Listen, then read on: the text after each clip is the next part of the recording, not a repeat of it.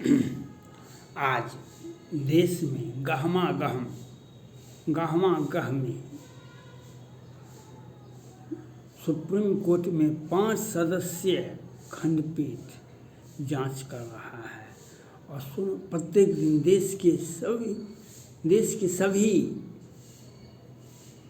बड़े बड़े अधिवक्ता, इससे बड़े अधिवक्ता देश में नहीं है। कपिल सिब्बल साहब से लेकर के जितने भी अधिवक्ता हैं वह सुप्रीम कोर्ट में वो अपना बहस कर रहे हैं। 5 सदस्यीय खंडपीठ के बीच में के सामने धारा 370 को हटाया जाए, यही एक मुद्दा है।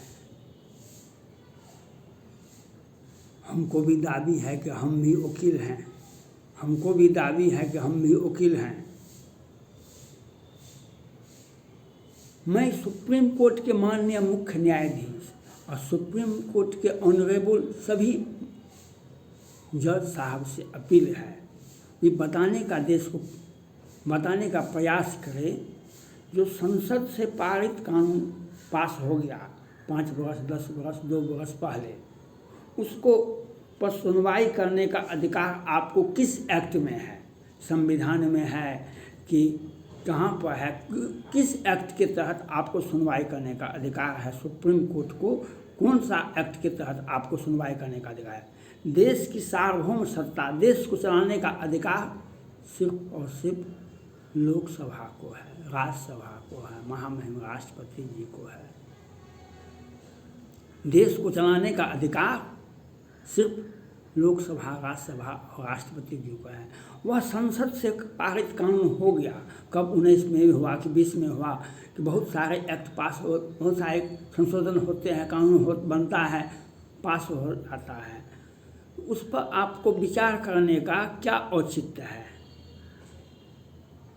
कोई औचित्य ही नहीं है और कोई अधिकार ही नहीं है सुप्रीम कोर्ट को तो धारा 370 पर या किसी भी मामले पर आप सुनवाई करें। जब संसद से कानून बन गया, पास हो गया और महामहिम राष्ट्रपति जी का सहमति हो गया तो वह संविधान का अंग हुआ, वह संविधान का अंग हुआ।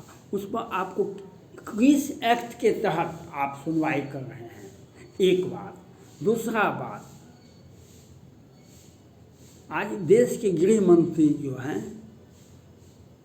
अमित शाह जी, ये मोदी जी को कहे भैया भैया, दोनों गुजरात से आते हैं, हमको गृह मंत्री बना दीजिए, हमको गृह मंत्री बना दीजिए, हो न हो कभी हमको मौका मिल जाए, हो न हो। प्रधानमंत्री नरेंद्र मोदी जी भी कहे कि ठीक है बना देते हैं। आज इंडिया भारत विरोधी बयान देने में हर राज्य से आता है भारत विरोधी बयान, और जम्मू कश्मीर से तो चाहे अकबर लोन साहब हो या मुफ्ती महबूबा हो कि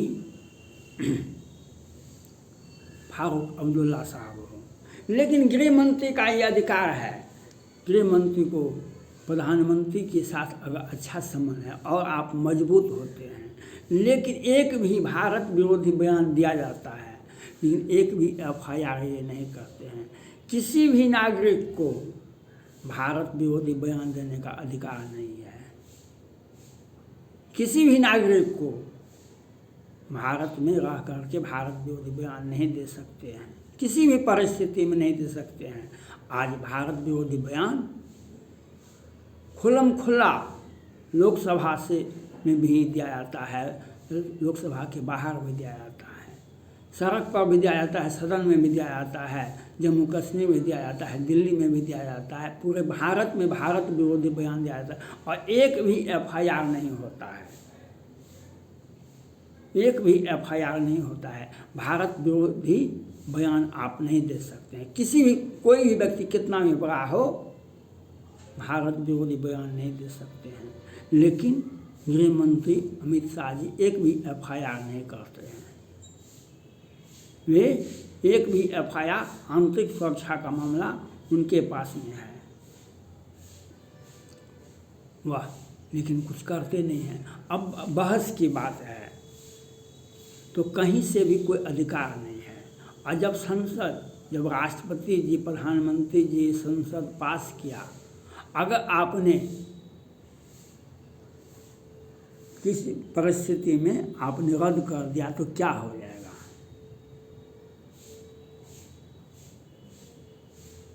क्या हो जाएगा? संसद पुनः पास कर देगी। आपने अगर रद्द कर दिया, संसद पुनः पास कर देगी, कानून बन गया। तो आप समय को, देश का जो 5 करोड़ मुकदमे लंबित हैं, 5 करोड़ मुकदमे लंबित हैं सुप्रीम कोर्ट में, देश के न्यायालय में, उसकी सुनवाई नहीं करने का एक बहाना है। धारा 370 पर हम सुनवाई कर रहे हैं और तीस्ता तलवार जावेद के लिए रात के अंधेरे में कोर्ट को खोलते हैं।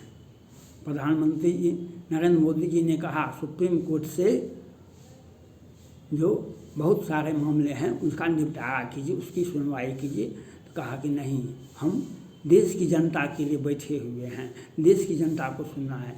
देश की जनता को कौन सा कानून सुन रहे हैं, कौन सा केस सुन रहे हैं, कौन सा केस सुन रहे हैं? क्या बिहार से जो गया कोरोना पीड़ित परिवार को क्या मुआवजा मिला? जहरीली शराब पर बैन लगा तो क्या उसकी सुनवाई हुआ? कितने लोग जहरीली शराब से बिहार में मरे? इसके लिए कौन जिम्मेवार है?